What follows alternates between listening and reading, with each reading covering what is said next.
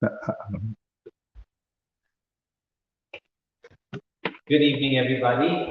Welcome to our event tonight. My name is Neil. I'm the Edinburgh and chairman of the Scottish Family Party, and also I use this building because it's part of my church. So I'd like to welcome you all here. Today we have a very special guest for us, for us, with us, and for us actually, Matthew Grech. He is all the way from Malta. I met Matthew 2019, the first time, and became good friends since then. Matthew came with a very interesting story. We found this because of the X Factor news that broke out in the news when he and his friends got silenced on the X Factor for saying that they believe marriage is between man and woman. And that's what happened to Matthew. Matthew's going to share more about that with you today. Matthew is also a trustee of the Core Issues Trust, which is supporting men and women who are leaving the LGBT lifestyle, and part of the leadership team at X Out Loud, who support Core Issues Trust. And X Out Loud has become an amazing group of people that are doing amazing work and spreading the good news, showing people the truth about, coming out of the whole different lifestyle and finding themselves, where they are today. He's also a worship leader, and today he's going to share all that with us, share his story, when it all started, and to where he is today. So I'd like to welcome.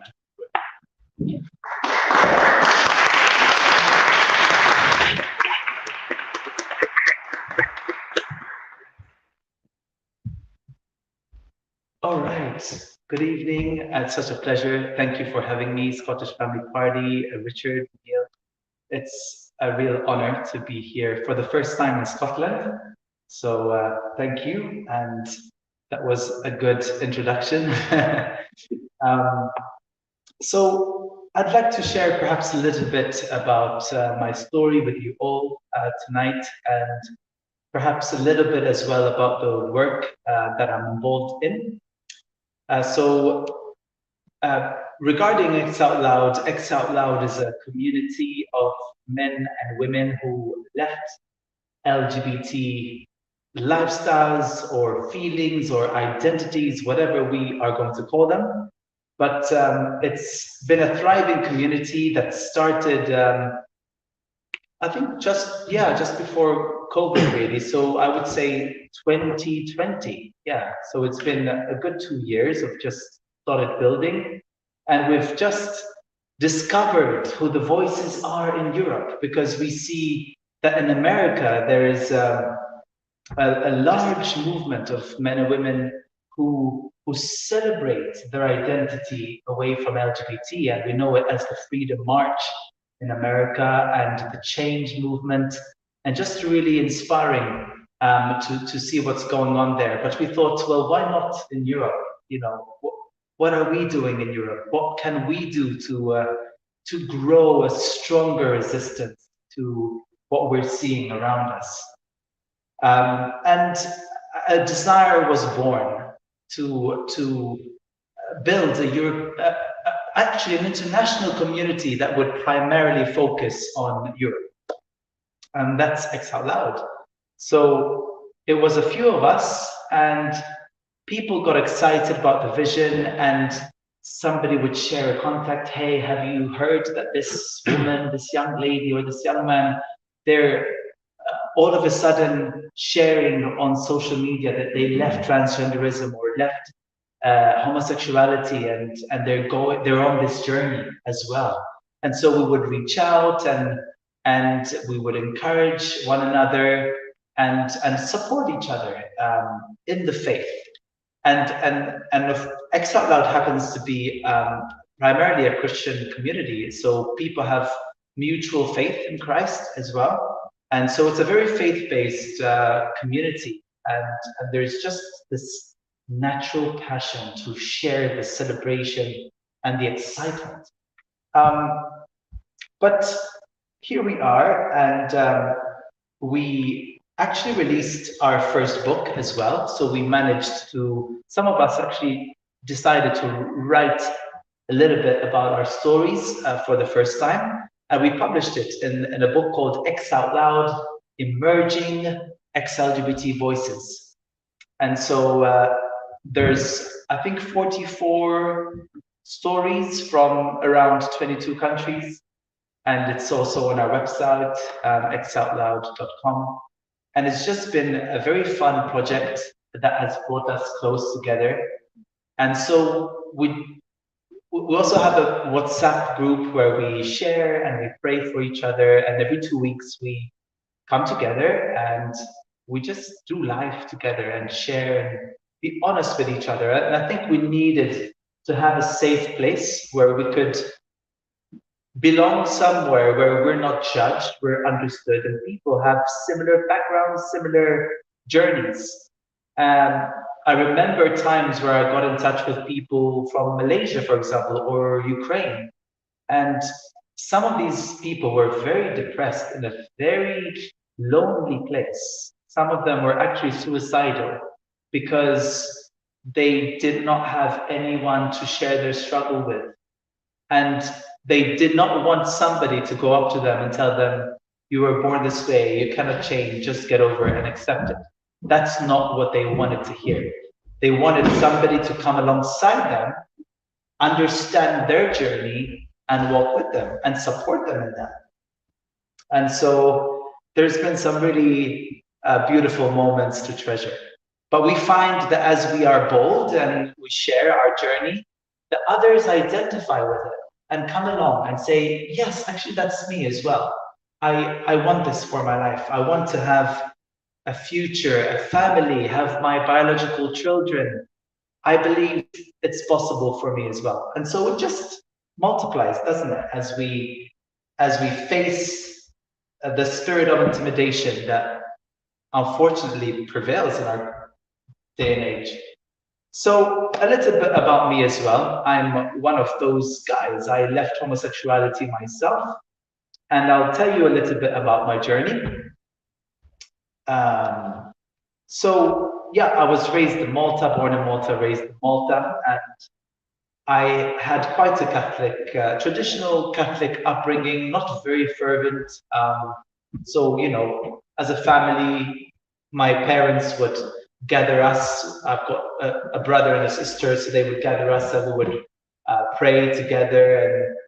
But I think growing up, I just probably missed a full picture of who God was. I had that seed within me. I remember times where I would, I don't know, pray with my grandmother, for example, when I was a child. So some very precious memories there. But interestingly, maybe I should just give this away this early throughout my testimony. But when I was a baby, I apparently later on I found out from my mother that I did something that appeared to be feminine to her as a baby, and she was afraid that I would grow up to be gay. And that sounds really strange. Why would you expect so much from a baby boy, right? I mean, surely babies are still developing, have weak gestures and everything. But I'm suggesting today that our thoughts can be subject to deception as well, And I guess my mother didn't know any better, but that was an interesting fact that I found out later on in life. And I believe there's something powerful about what a mother projects towards her son, her daughter. And growing up, I would say that as a young boy, I was rather artistic and intuitive and rather creative as well. So anything that involved creativity, I was attracted to. And I believe I was wired that way, and there was definitely nothing wrong with that. And certainly it didn't take anything away from my masculinity. If anything, it added to who I was made to be, right? So, when I looked at other boys my age, I saw boys that were very much into sports as well, and would love to be in the football grounds, etc. I just had different interests, and I think I found it pretty hard to find boys who liked music that fervently as much as I did, or were creative as I was. It was somewhat a bit harder, maybe because school programs weren't really addressing all the different, nuances and variables that were available. But I would have loved to be with my, guy friends in the music room, for instance, making music together, be part of a band, or that sort of thing. My dad was very much also into sports. In Malta, many men follow Italian football. We also have a lot of English football fans. So there is that Italy versus England in Malta. That's quite a stronghold when it comes to sports. Oh, okay. Sorry, UK. Let me just say UK. Yeah, good one. And my older brother was similar to my father, so they connected very well. And I think I felt like the odd one out there. I think it was easy for me to feel like I was maybe different. I don't know. Maybe I didn't fully belong to a good evening, or it was easy for me to misunderstand things about myself when I was seeing that I didn't really fit in. And I think from my earliest memories, my older brother was somewhat a bit hostile towards me. There was a bit of friction going on there. I guess it's because we were a bit different. Personality-wise, I was perhaps a bit more gentle and well-meaning and kind. He was perhaps a bit rougher and wilder, etc., etc. So there was a bit of a friction there. And I guess role models are crucial in our upbringing. Male role models, female role models, whatever it is. But I remember being in primary school, and our headmistress was an older woman, and she had her way of disciplining children. But I remember that her ways were quite strong. And I remember her, pulling students' ears and smacking children. And for me, like looking back, I don't think I thought hard enough about this. But we can be exposed to so many strong figures growing up, and we don't always realize how that is impacting us. But I wondered tonight, how did that affect my view of women? Just like other men have affected my view of men in my life, But I remember this I have this strange memory, and I don't understand why I remember this episode. I remember just, having my mom close to me, and at that age, I can't remember, I don't know, 5 years, 6 years old, my mom would still shower me or whatever. And I remember saying to my mother, "Mom, don't touch me because your skin does not agree with mine." And I don't know why I remember that. It's so strange. But I remember saying that specifically. And looking back, I think, why did I say that to my mother? She's such a precious woman. That came out of my mouth. Why? What was going through my mind? Why did I even say that? But I do remember it. And I guess somehow I was enabled to remember that for a reason. And cartoons, I was definitely a fan of some cartoons, and I just had this thing, as embarrassing as it is, I had this thing for Sailor Moon. Who remembers Sailor Moon? Or who knows about Sailor Moon? Oh, really? Okay. So Sailor Moon was about these female sailor scouts. that came from different planets and they just wanted to save the world from evil. So you had Sailor Moon and Sailor Uranus and Sailor Neptune, Sailor Pluto, Sailor Mars, Sailor Venus, Sailor Jupiter, Sailor everything. And uh, and they all had these different attributes, different colors, different powers. But I liked the concept of people wanting to save the world from evil. So I kind of identified with their mission. And as a child, I would watch and mimic and watch and imitate, and just there's something powerful about imitation at the age. And for some reason, I noticed some gender confusion there because I would secretly behave like these Sailor Scouts because I so wanted to be like them. And it was this fantasy world of using supernatural powers to combat evil. But I was behaving like a young girl, but I knew it was wrong because I didn't want anybody to see that. But I just was trapped in gender confusion as well as a child. But there was something odd about it subconsciously because otherwise I would not have hid it from others, right? So it was a secret, probably shameful struggle for me as well as a child. But nobody really told me stop watching Sailor Moon. My parents weren't doing that to me.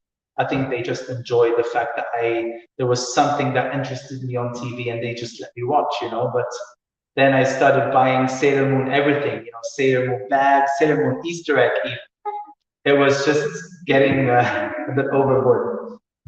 So yeah, the influence of cartoons is there as well.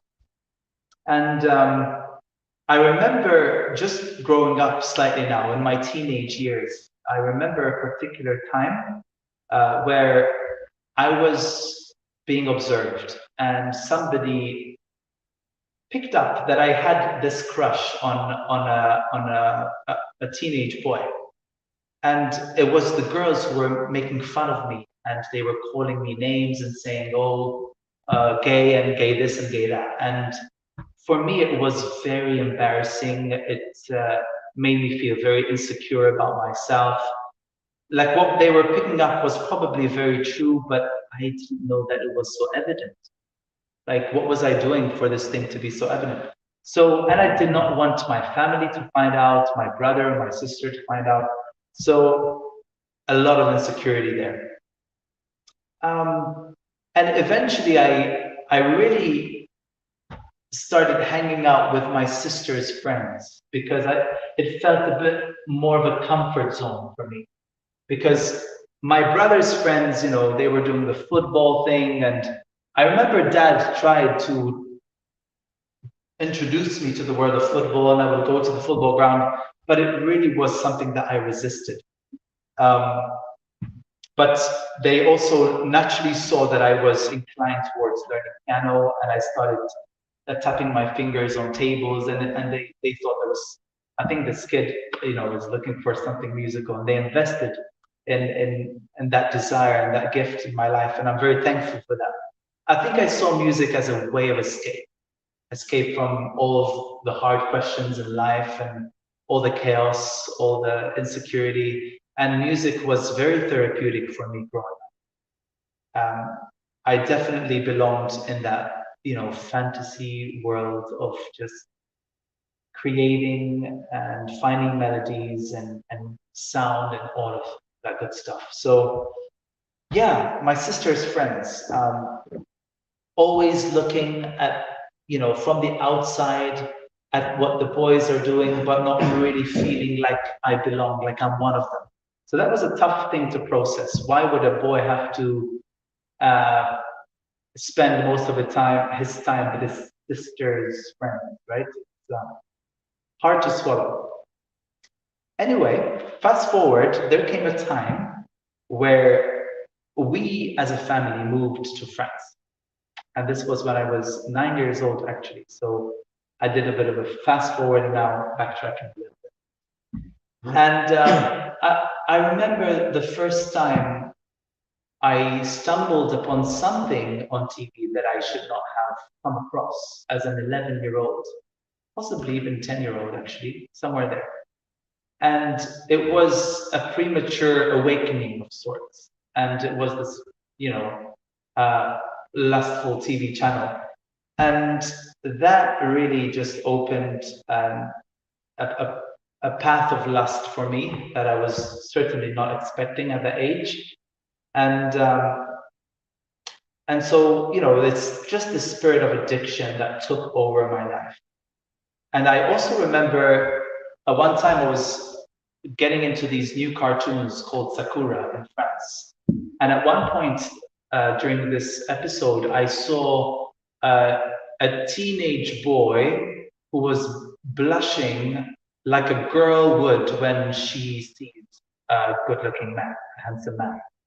And I was thinking, okay, this is confusing. Why is this young boy blushing when he looks at this older man that girl in the cartoon series has a crush over?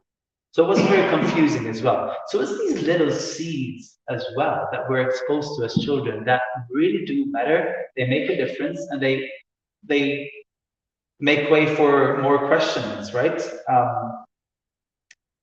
So there came a time where we came back to Malta from France as a family. And in my teenage years, there was that social pressure to date, to start dating, to be like the other boys, you have to be dating if you want to go up the social scale. So I tried that. And there were some, I guess, good looking girls that I tried to date. And I was trying to impress, just really trying hard, And I actually started a relationship with a fine girl, aged 15, 16, and it was quite successful, and it went on for 3 months, and we got along really well, and people loved how it felt for us. But I had a lot of insecurity that I was facing. I did not think that I could do a good job with it. And there was also pressure to be sexually active as well, which put a lot of stress on me. And I decided to stop after 3 months. And I didn't think that I could handle it with a girl in general. So at that time, it was becoming a trend to declare your sexual orientation on social media. And I was just seeing these young men and women saying, I'm this and I'm that, and I'm this and I'm that. And I was thinking, oh, okay. And then I noticed that some guy was declaring his sexual orientation. And I thought, well, let me start dating men and see how that feels different from dating a woman. And I was going through this experimental phase, and I somehow felt like it was kind of more of a real experience and authentic experience for me to be in a relationship with a man. And so I went down that path thinking that that's where fulfillment was for me, because I saw no other alternative. I just couldn't find one. In the meantime, all of this was secret. I hid it from my family. I never wanted them to find out. So yeah, I also moved to London, where I lived for 3 years. And that's where I started my first serious relationship with a man in my life. For me, London was a place I could just escape to. I come from this small island, Malta, and London is this big city life, and the gay scene is huge in London. Whoa, it was a place for me, I thought, to free myself, as a non-believer at the time. I had my spiritual questions, don't get me wrong, but I wasn't really, believing in anything specific. So here I was, and I found myself in this serious relationship, and somebody comes along and they shared their faith with me. And I was very intrigued because I was looking for answers. I didn't think I felt very fulfilled in life. And I get invited to a non-denominational church, and I'm just amazed by the love that I find. I'm amazed by the way I'm greeted, by the way people take genuine interest in my life. And I'm hooked to what I see that I felt was authentic and real. And so I go to the main service, and I'm really getting this experience of this spiritual experience that is really fulfilling. And I felt like I was receiving a love that was just higher than anything that I could find in this world, in the Lord Jesus Christ. So that was a huge deal for me. And I just got into the Bible, got into the Word of God, and I started being really challenged about many things in my life in general. But I certainly came to faith, and I got baptized, and wow, what a journey. And I started having this very personal relationship with the Bible. So there wasn't a preacher who was rebuking homosexuality from the pulpit. It wasn't like that for me in London. I just discovered certain things by myself. So I stumbled upon what Paul says. For example, Paul the Apostle says about homosexuality. And at first I thought, do I fit into this category of homosexuals? Because for me it felt natural. So therefore, how can that be wrong, you know? But I really had a sense of reverence towards God, and I really wanted to make sure that I was walking in truth, no matter what it costed. And so I started praying. I wanted to be convicted of the right thing to do. And I understood one thing, that in the Bible context, homosexuality is not necessarily a feeling, it's a practice. And so this understanding hit me that if I stopped practicing homosexuality, I would not be seen as a homosexual in God's eyes. And so when I understood that, I felt like this spirit of heaviness just left my body, and I thought, wow, I'm not a homosexual. God does not say I'm a homosexual, or God does not see me as a homosexual. That was my reasoning, that was my understanding. And it really did set me free, because I thought, do you know what this means? This means that I never need to be facing my mother or my father and tell them, Mom, Dad, I'm gay. I just did not want to see that day. I just never did want to see. And this gave me hope. I was like, wow, there's a way out. I don't have to face the day that I dreaded, you know? So the joy of that was immense. And of course, that does not mean that, you know, coming to faith meant that I didn't struggle with same-sex desires, you know, just like that. It was not the case, but it was the beginning. It was the start of a journey that would enable me to be the man that I always wanted to be, and probably struggled to find and to be. And at first I thought, well, you know, I didn't know whether one could be freed from same-sex desires. I just didn't have all the answers.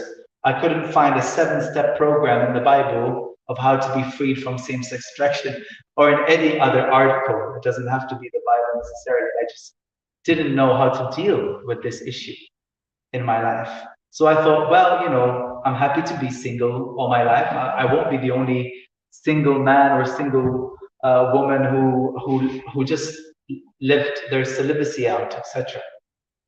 But then I started to understand how attraction works on 3 levels. You know, we're spirit, we're soul, we're body, and we do experience attraction on various levels. And this actually gave me hope, and I opened my mind, actually, in my heart, to the idea of being married to a woman. And I thought, well, if I'm expecting a level of change in my life, I surely must open my mind and open my heart to the idea, to start somewhere at least, and just changing the way I talk about it made a difference. I wasn't just shutting the door. I was open to seeing more freedom and more breakthrough in my life. And I had many opportunities to share my story in my country, first and foremost, because there came a time where I really felt like it was important for us to start opening up about our journeys. And it just so happened that in my church, there was a good number of men and women who left LGBT. So at one point, our pastor comes up with this idea to host a specific event that would platform these testimonies. And I think the name of the event was Gay No More, Changed by the Love of Christ, something like that. And it was very controversial because the LGBT lobby picked it up in Malta, and we had a group of LGBT campaigners come up to the church doorstep and protest and everything. And we did not see this coming, because we were sharing our testimonies in our home. We weren't even doing it in the streets, so we weren't even allowed, apparently, to share it at home, let alone celebrate it in the streets, etc. So anyway, some really interesting episodes there. And I shared my story and my thinking on various programs in Malta.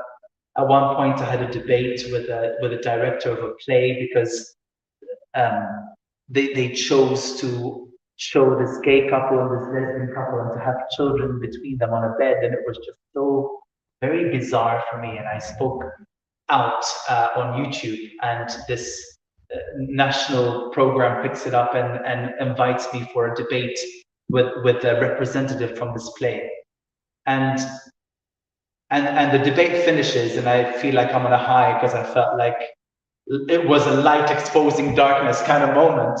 And then this director of the play comes up to me and says, you guys, you're terrorists. And I understood something about light being a terror to darkness. Light is a force of terror to darkness. But it actually was a word of encouragement for me, as strange as it sounded. But one of my greatest opportunities was sharing my story on X Factor Malta. There came a point where I wanted to break through in my musical career and my singing career. And I thought, well, why not try X Factor? They're bringing X Factor to Malta.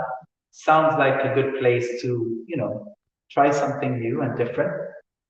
And I did audition, and I thought, I'm not gonna share my faith that early during the program. I'm just gonna try and be this undercover Christian. Yeah, and then, but it didn't really work out for me, because in one of the pre-audition interviews, like I felt very comfortable, and I decided to share my views on marriage, that I believe marriage is between one man and one woman, and that I left homosexuality to pursue Jesus in my life as a Christian. And the production team did not find anything wrong with what I said. In fact, they chose to air it and broadcast it for that reason. And the day it was aired, right after my audition, they also showed another contestant, which was basically a lesbian couple who had just gotten engaged, and they were both singers, and they were auditioning as well. So the production team chose to have a former homosexual audition, and right after was a lesbian couple. And nobody said anything about the lesbian couple, but the guy who said he left homosexuality to follow Jesus, that was a controversy. And it was blown out of proportion. So It was so bad that the production team could not moderate the comments because they were too numerous and very vulgar and obscene. So as we would say, hell was let loose. And you know, the social media influencers started to talk about it. Some politicians got involved, but some people also came to my defense, which was quite nice. So there was the former finance minister and former nationalist MP. His name is Tonio Fenech. He came to my defense. He even invented a slogan and that says, "Je suis Mathieu." There was also a member of parliament, Sylvan Ajus, who confirmed that I didn't break the law. Basically, in 2016, Malta introduced a ban on so-called conversion therapy, and this X Factor audition happened in 2018, 2 years after. So, of course, people were like, well, did Matthew break the law, or did the national broadcaster break the law by allowing those comments to be aired? So there was a lot of that going on. But Sylvan Ajus was actually a spokesman for the Ministry for European Affairs and Equality in Malta. So he really was a spokesman for the government. And he did condemn my comments on behalf of the ministry, but also on behalf of the government. And he said some very strange things on behalf of the government, such as you know, LGBTIQ does not need a cure or forgiveness. To speak in that manner as a spokesman for the government is very intense, isn't it? And it's very dogmatic and it's very religious, because actually secular individuals think they are free from religion. But actually, they're just as religious as anyone else. They do have a belief system. They do have a religion. And it might look different from other belief systems, but it's still a religion. It's still a system of belief. There is nobody in this room, nobody anywhere who is free from some kind of religious mindset. So it's not like we're the guys who are free from religion, we're not religious. Those guys, they're very religious. That's not the truth. And in the same article, he said, well, if anyone is struggling, you can call this helpline and we will help you. And I thought, well, how very hypocritical. So the LGBT lobby can guide people, you know, so they can have strugglers who come to them and say, you know, I'm feeling this and I'm feeling that, and I don't know how to identify. Can you help me? So the LGBT lobby can decide for them how they're supposed to guide them into identifying as someone. But guys who think differently from the LGBT lobby, they can't guide, because for them that's conversion therapy, but this is not conversion therapy. By what measure? By what standard? It's the same thing. They're just two different worldviews. One is actually scientific, the other is not. The other is purely ideological. And so all this tension about the X Factor testimony, and the Minister for Equality also did condemn my comments, and she was working in the background telling off the national broadcaster. And I did try to email her, but she did reply to my email. She said, my problem is not with you, my problem is with the national broadcaster. She didn't want to have anything to do with me. So yeah, but through this experience, I got to find out about Christian Concern and some amazing guys, and Corish's Trust from Northern Ireland. So the likes of Dr. Mike Davidson and Andrea Williams and Karis Mosley, who policy researcher at Christian Concern. So some amazing guys came forward from the United Kingdom, and I found great support from this country at a time which was pretty turbulent for me. But I was, you know, just my faith really helped me get through that time, for sure. It was, I mean, it was a pillar. And I discovered the work of ministries that focus on supporting men and women leaving LGBT. like Porsche's Trust. And I thought, wow, I didn't know that such ministries exist that focus on this level of support. And I was intrigued, and and Mike came over to Malta, interviewed me with Paris. They wanted to find out a bit more about my story, and this working relationship developed, and we started doing events together and traveling. And it's just been this amazing journey. And I'm now working for the same trust as trustee. So I'm thankful for the doors that God opened there. And we're doing a major work because there is international pressure, even from the United Nations, to ban so-called conversion therapy. And so this affects every country, every nation. And so we do work to submit our position to governments, to various organizations and bodies, because we feel that if we don't, who will, right? We do need to share our position, have a clear one that is good and nice and scientific, you know, and it can be faith-based, but actually science is on our side as well. And one of my favorite articles is from Science magazine, where it is said that it is up to 92%. It's environmental factors that make up 92%, up to 92% of contributors to same-sex behavior, up to 92%, which clearly shows that the major player in the development of same-sex behavior is not genetic. It's environmental factors that are prenatal and postnatal. And so that's what science says. So why is the whole world sold under a lie, right?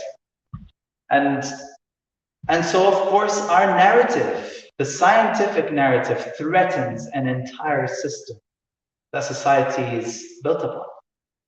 And so this explains the friction and the battle that is raging. And yeah, so it's a reality that we're facing, and of course there are discussions in Scotland as well. So I know, because I checked it out, and I'm seeing that it was 5 individuals who submitted, who created a petition and submitted it to the Scottish Parliament, and they are urging the Scottish government to ban the provision and promotion of so-called conversion therapy. And it's interesting that in this petition, forcing a person and guiding a person are being conflated. You know, if you're guiding a man or a woman or a boy or a girl, that should never be equated with forcing. But there's a lot of play with language to deceive people. There is research that these petitions are based upon that is very debatable and has very poor methodology and has what is called confirmation bias. And if I had to define confirmation bias, it's when researchers value results more highly when they match their own belief systems. There is no intellectual or ideological diversity within the groups and institutions that lead the cited sources. And this leads to viewpoint discrimination. So we're in a battle, and it's worth fighting for the freedom that men and women enjoy to find support that works for them, to pursue heterosexuality at the end of the day, that works for life, that works for procreation, that works for family building. And so it's actually a very desirable and honorable vision to have for one's life, to pursue having your biological family as a worthy cause. And so nobody should ban anybody's right to have access to that support, whether that's spiritual in a church context, or whether that's in a therapeutic context. And yeah, so I just wanted to leave you with that tonight. And I know that, Richard, you have more to share. But there are other stories out there, and we do enjoy quite a few from the UK also in our X Out Loud book, which we're very happy about. Actually, one of our dear friends, Libby, who is a former transgender, is getting married this week as well. So she has been engaged for a few months, and now we get to celebrate her marriage this week, which is a big deal because I knew Libby from the time when she was transitioning from transgenderism to embracing her biological sex. And I saw the distress, I saw the confusion in the beginning, you know. But having a community around her of people who said, "You're not going crazy. This is a desirable thing. You're doing great, you know, and you're pursuing God in your life, and your biological sex. This is amazing. You're blooming. You're coming to life. Keep on going, Libby." You know? And so, yeah, we're just very thankful and hope this has spoken to some of us tonight. And thank you.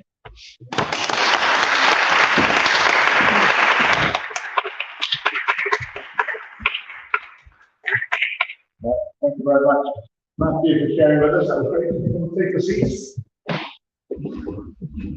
Okay, too close to the edge. As I said, we'll have some time for discussion and questions and answers. The way that we'll do this is we'll keep the live stream running. So any questions that you ask now, people can't see you, but they will hear the questions you ask.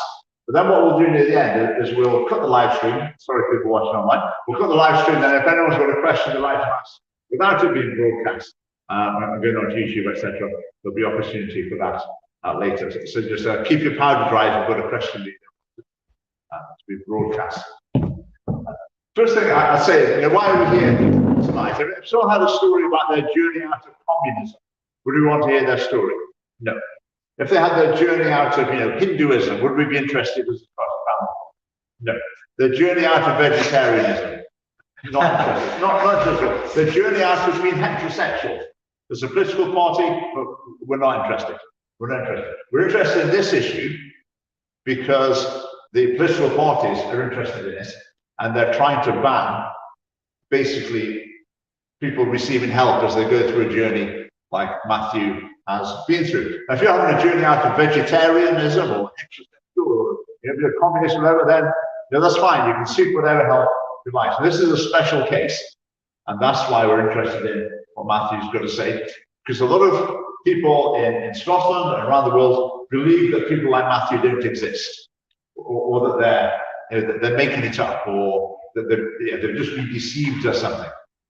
So we need to protect people like Matthew from their own sort of ignorance by making sure they don't get any help on the journey that they're on. So that's why, as a political party, we're very interested in this issue. That's why it's really important for us to hear Matthew's story.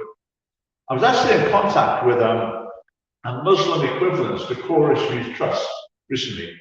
So they help Muslims who struggle with same-sex attraction, Africans, etc.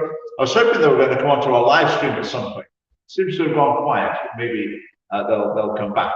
So we've heard Matthew's story from a Christian point of view that I very much relate to as a Christian. But this is not just a Christian issue. There are a lot of people, for many reasons, who want to go on a journey from LGBT identities. So I've written down lots of questions I've got here on my little card, but I'll start with a question for the audience. If anyone's got any questions for Matthew? I'll do the usual thing that people always say at this point. If we could make them questions, that would be really helpful. I know that doesn't always work, but that's just questions. Yes.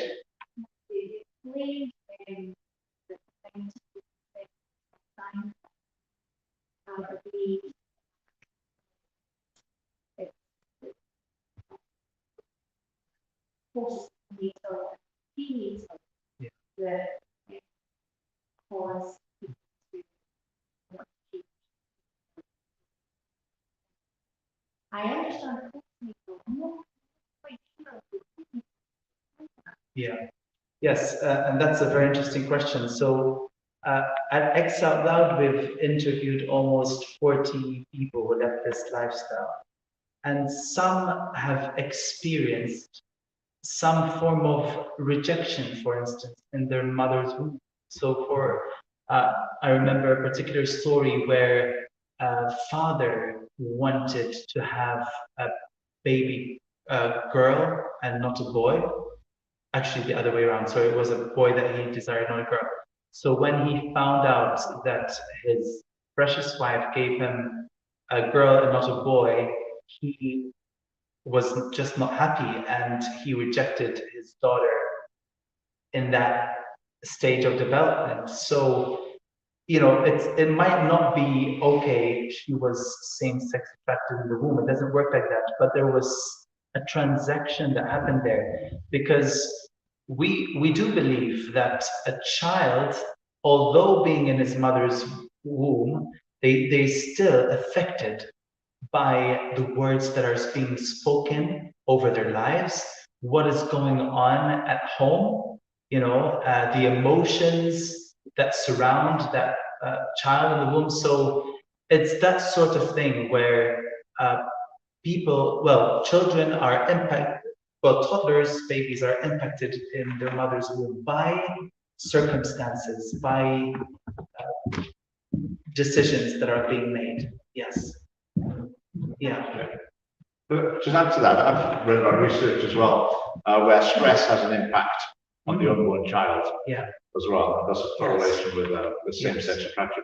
I've also, just like you were saying as well, that parents who wanted, for example, a son and find they've got a daughter, that is a risk factor for transgenderism, whether that's something that takes effect in the womb or whether that's to do with the way the parents treat the child or communicate intentionally or unintentionally with the child. That is a risk factor. Yeah, that's very, very interesting. I have a question now. What you were saying about feeling you're different from the other boys, so I'm not sure if you're fitting in with the other boys, but you hear that so often from people who grow up into same-sex attraction. That's a part of their story. Now, currently, the approach in schools and society in general is to really give the message that boys can do anything, girls can do anything. Let's try and break down these gender stereotypes, let's try and remove all these distinctions. Now, I think logically, you would expect that would make this less acute, that people would feel that less in a society where the culture is, boys can do anything, girls can do anything. We haven't got these expectations. But it seems that the opposite's happening. That the more these distinctions are like diluted, the more people seem to be feeling that they're struggling with their gender identity. Now, this is something I really don't understand why that is. Can you shed any light on that?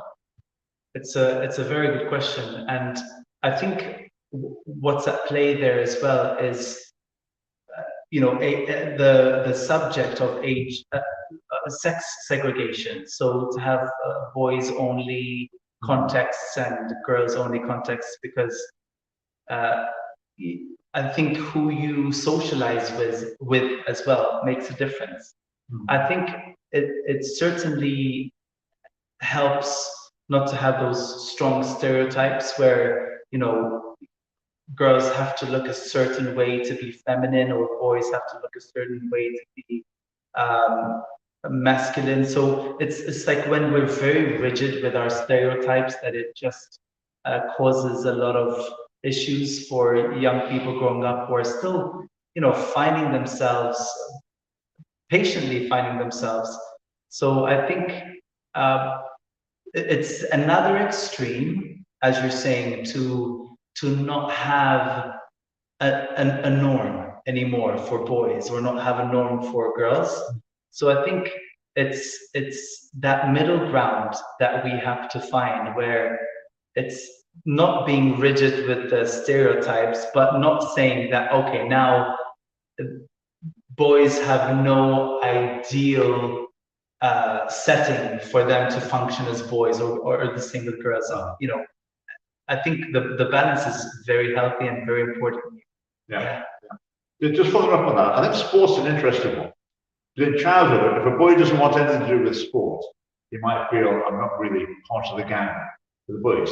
But when you're, when you're 30 or 40, if someone says, what sports do you do? You say, I don't do any sport. No one bats an eyelid. No one even thinks, oh, right, there's some manual. I think that's an interesting issue with, for young people. Don't have any answers. I think sports are really valuable for young people, with boys in particular. Yeah. But it does seem to be often something that contributes to this feeling of sort of alienation. Yes, I understand, because I think, well, if, for example, strong sports are attributed to females, and then a female looks at being in a relationship with a man has to still demonstrate enough strength to be the family leader. And so if there's a domination that's coming from the female because she perceives herself as being like a very strong vessel in that context, that creates confusion in the relationship. So I totally understand that, people have to be informed and know their rightful place and function.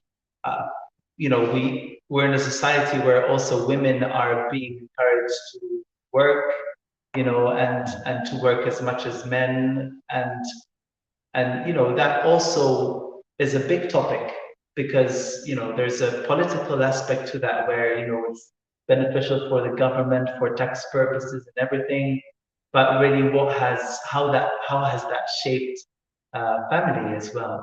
How has that defined what we understand as family? So definitely men have a unique function, and this is where we start talking about equality as well. What does it mean to be equal? Does it mean that we can all do the same thing, or can we still be equal in worth and dignity and have different functions? I think that's really what we should be. Yeah. Another question, yes, sir. And what's interesting is you talked about a wee bit about nature and nurture, and you've talked about trauma, and you spoke about what's the other thing? It was distress, peer pressure. So do you think that's a whole mix where you make different choices? Is that where the key aspects come from, you think? Yeah, so I would say that there is no formula, because we all process our life experience differently based on also biological factors such as our personality, character, etc. But we do internalize what happens around us differently, that's for sure. But something about peer pressure, I guess it's words that are spoken over us. Like, I remember meeting a friend from Hungary who identifies as heterosexual, never really made a transaction to identifying as homosexual or anything like that. But there was a time where some of his friends were making jokes about him being gay simply because he was not yet in a relationship with a girl. And for a time, he expressed confusion, simply because people were making suggestions over his life that were not proper, that were not fitting. And so that created a confusion for him. What if? I know some people who were never really struggling with homosexuality, but because of peer pressure, they felt the need to confirm their heterosexuality by doing things or saying things that were improper. And so that's sad, but that's also what peer pressure can do, and it does create confusion for some people. So, and of course, it's generally a combination of things, and coupled with the way they're internalizing that experience that affects them. And there are things that we understand about the roots of this matter, but there are things that we don't yet understand because we don't have enough revelation or understanding, whatever it may be, but also things that we don't remember. Because we need to remember that when it comes to trauma, some people actually forget memories purposefully or subconsciously, etc. But there are some things, for instance, that I myself don't feel comfortable asking my mother and my father. But I do know that if I were to sit down with them, like I'm sitting with Richard with you today, and if I had to have a conversation with them, I would have some more clues about where this thing came from. I know that my dad has some things that he would like me to know, but never has the courage to tell me. And it's the same with my mom. But it's just that when I shared with my mom that, hey, mom, this is before I started testifying about coming out of LGBT. I thought I didn't want my parents to find out from TV because that would be a bit dishonorable. So I kind of had to say something to them before exposing my story on TV. And I said that to my mom, and that's where she told me about an episode where I did something feminine with my hand as a baby, and she was afraid of me growing up as homosexual or whatever, which I believe made my mom very overprotective over my life. And I'm sure that also can be a bit oppressive for a young boy who wants to connect with other males and his father and etc. And having an overbearing mother is a very intense thing to live through. So yeah, but I found that out because I had a conversation with my mother. And that was only, 2 minutes, 5 minutes? Imagine what would happen if we sat down for 3 hours. How much more would come out? So I'm saying there are things about everyone's destiny which they will never know because they never asked. That just makes me think, that sort of thing, looking at things, incidents from childhood, etc., relationships with parents, that's exactly the sort of thing that counsellors deal with, isn't it? That's just the sort of thing you want to explore, someone might want to explore with a counsellor. Just what you're saying about basically young boys who are called gay, could then question them whether they are. I heard two people speaking, two young men speaking a few years ago now at a conference in Edinburgh. Both of them, that was basically their story. They were growing up at school and people called them gay. And so they started thinking, maybe I am. Maybe I probably am. But I sat there listening, thinking, that really surprising. But both of them said that that's what led them to explore, to see if these other people were right. But it's interesting to listen to your story, and I've heard other people tell similar stories. That there was the sort of putting a toe in the water of heterosexual relationships, and then sort of a bit of turn and fro, and then sort of making a decision to go this way and that way. I've heard other stories like that, but I think the other model that's put forward is more, I just knew all the way through, I was only attracted to men. So I knew that was my future, and that was it. Do you think that is actually some people's experience, or do you think that there's always a bit more questioning and deciding? Right. Actually, I'm a firm believer that it's very rare, if not impossible, for somebody to be completely unattracted to the opposite sex. But we are almost trained to think in extremes. So it's like you're either this or that, you're either gay or straight, and bang, And of course, the bisexual thing is very prevalent in our day as well. But the thing is that most homosexuals out there, or well, as they define themselves, and practicing homosexuals, let's put it that way, I believe they're not in touch with their level of opposite sex attraction. But I would say it's very undeveloped, and it's unreasonable for a homosexual to say that he's completely unattracted to the opposite sex. And a homosexual, for example, can be spiritually attracted to a woman. First and foremost, that's an attraction, And then they can appreciate a woman's way of thinking, her emotions, her compassion. So that's a soul attraction. So all of a sudden, it's not this complete, And one of the things that I like about Mike Davidson's story, who also used to struggle and now has been married for Lenore for many years. But he says, I married Lenore because I loved her. And it's so simple, but I thought, oh yeah, it's about love at the end of the day. He loved her. Now, of course, people are going to ask, but what about sexual attraction? That's a very important correlation.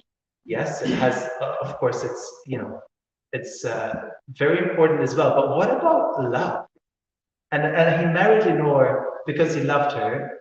In that marriage context, there were some things that were unresolved, and he sought help at the time, and he found help through counseling. And that access to counseling enabled him to be married to Lenore to this day and enjoy a fruitful marriage. Praise God. But yeah, so it's I think it's a very powerful and important story there. Yeah.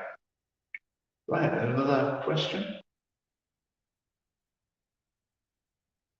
I'll ask another one while you're having a think.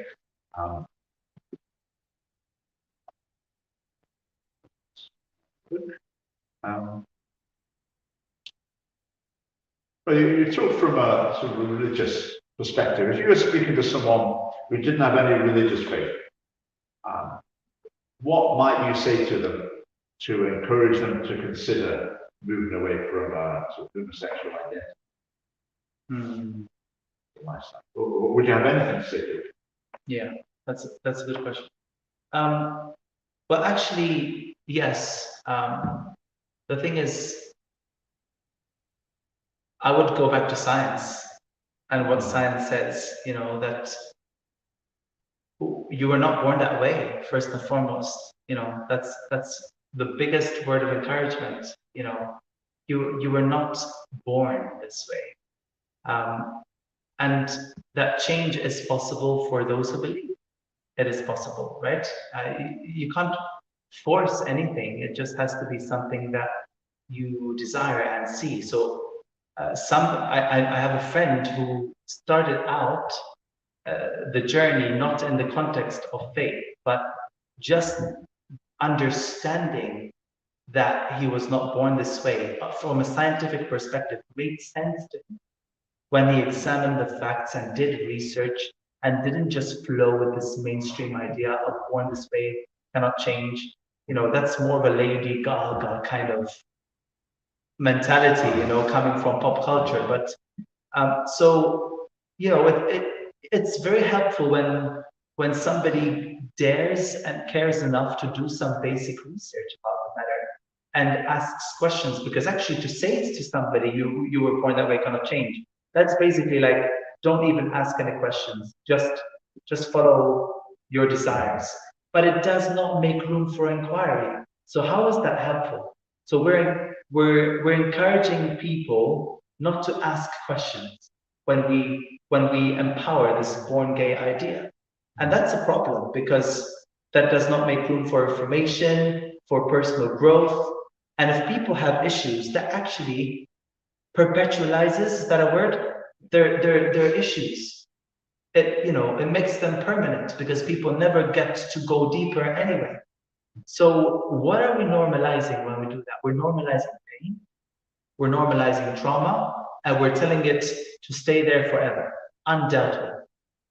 And we're saying, no, it's perfectly normal, And yet then we hear that there is so much unfaithfulness and promiscuity in the LGBT world, and short-lived relationships. Of course, because these issues, these core issues, were never dealt with. People actually are banning their access to help. They're going to great extent for these people not to ask any questions about their lives. That is harmful. Yeah. That is harmful. And for some, that looks like cutting off body parts. And having trans regret for life. That is harmful. Who is harming here? Because I think the opposite is the truth. Our message works for family and for future and for procreation, and the other message actually destroys identities for life. Yeah, you mentioned Lady Gaga as sort of icon of the born that way. There are actually education resources in Scotland produced by the LGBT Education Organisation, where primary school children like colour in the picture of Lady Gaga. I know that's their homework. So she's presented to them as a, wow. you know, an important thinker. Wow. They need to take on board. It's quite shocking. So, yes.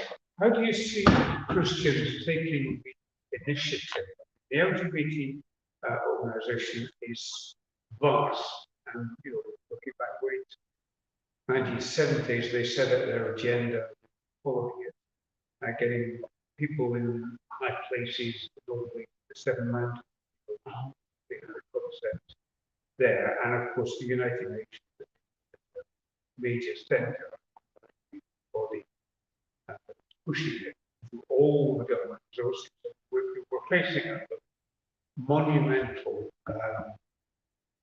army, if you like. So how do we, as Christians, certainly in conflicts as well, how do we begin to push back? So I don't know if you want to say anything about that. I would go. What I would say about that is that the vast majority of the population haven't been presented with a fair account of the issue. So I find just 1 minute to actually explain. We're talking about people seeking counselling to pursue their own vision for their own life. Have you got a problem with that? If that's what they want to do, and they want someone to talk to as they try and go down the path they want to, do you think they should be sent to prison for that? No, of course not.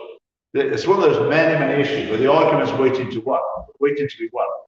Just the vast majority of people never hear it. During the last election campaign, I was delighted to be asked about this issue on the BBC.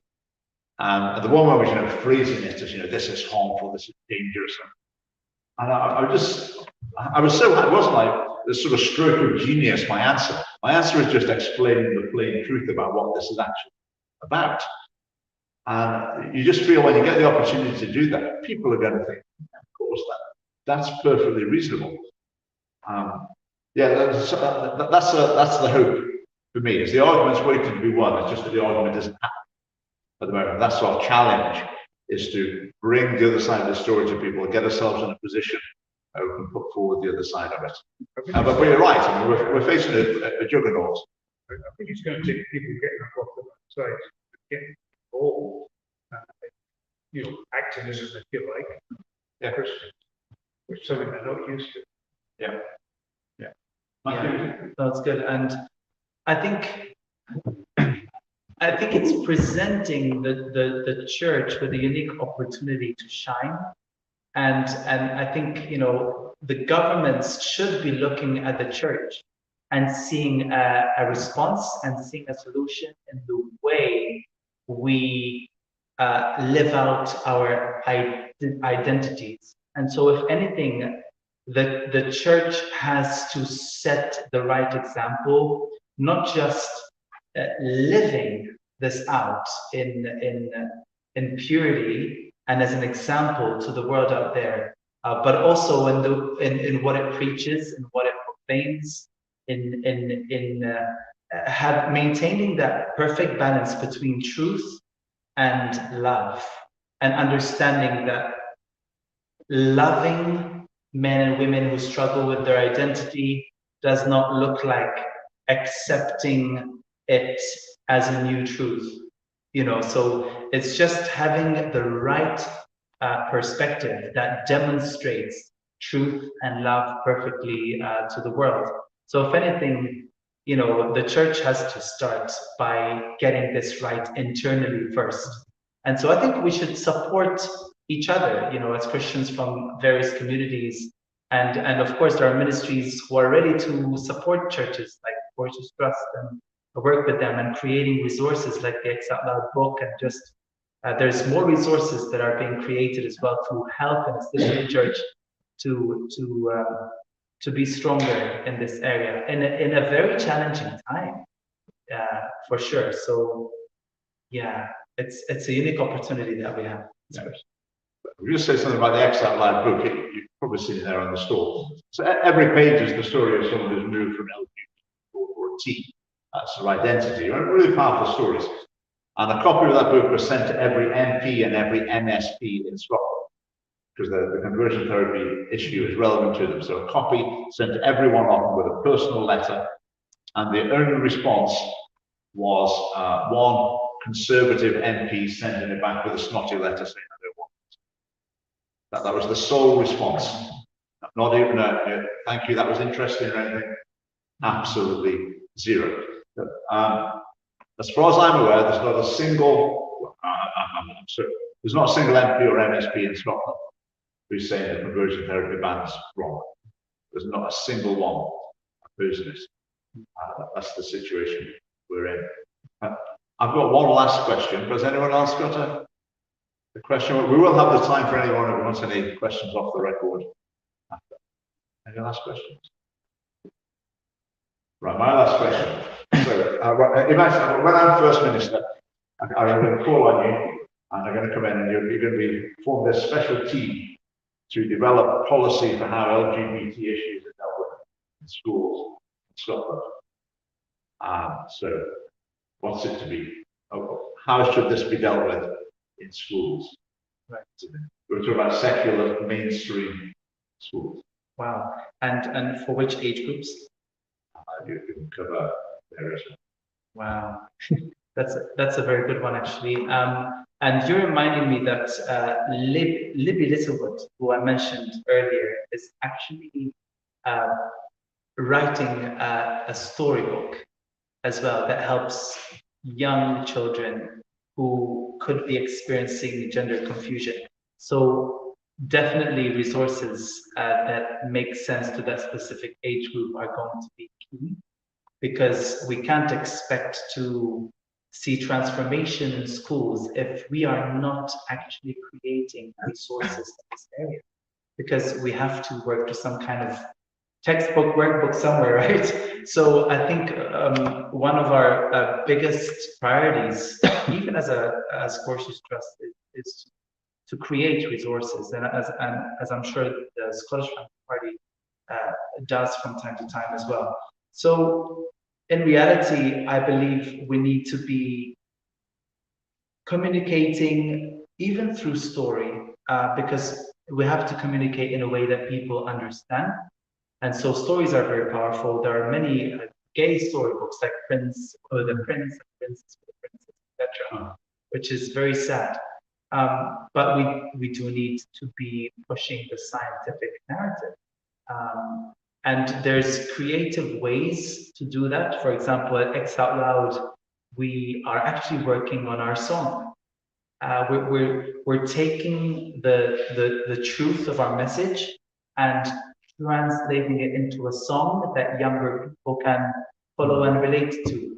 So, you know, we can think creatively here and use all the different media possible to reach people. Sometimes it could be a film as well.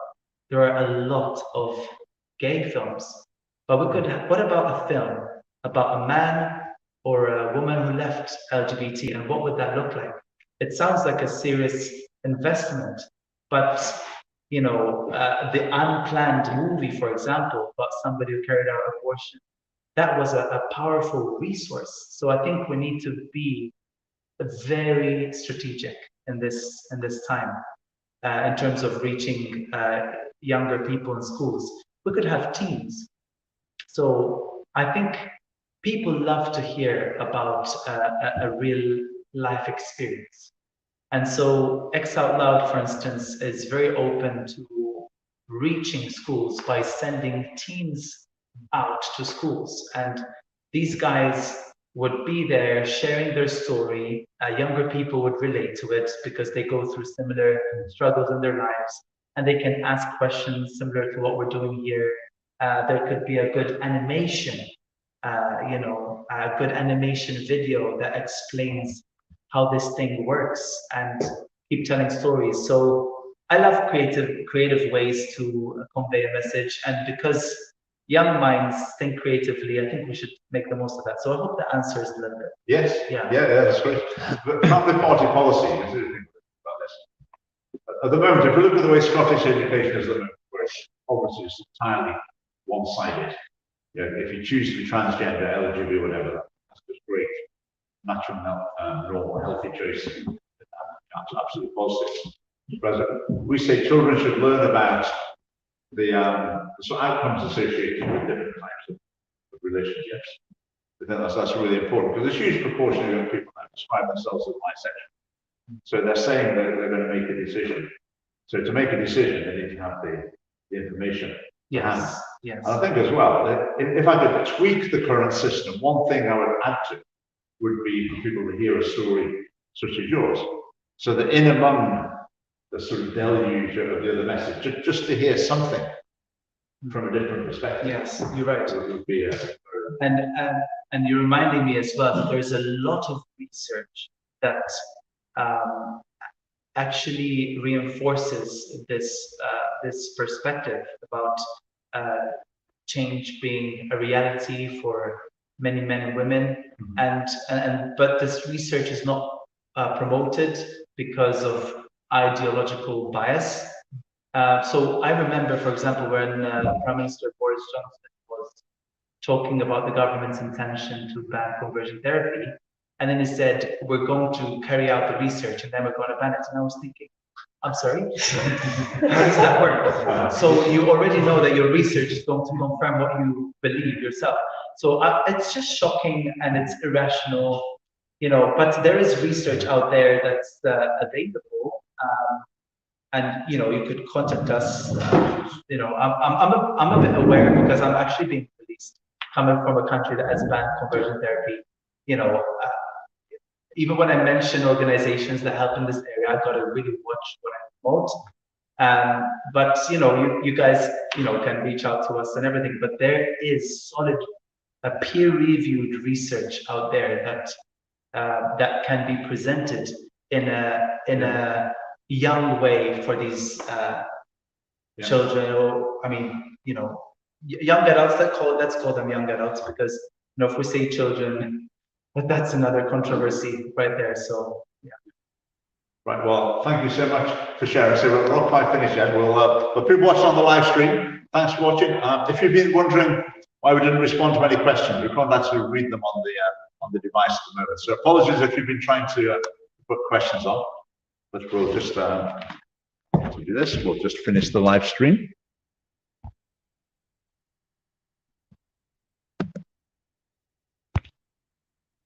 We'll just try to finish the live stream.